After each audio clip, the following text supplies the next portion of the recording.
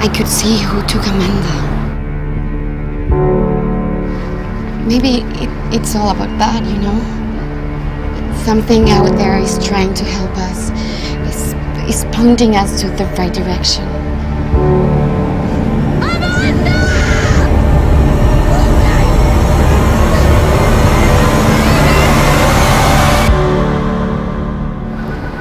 We could get her back.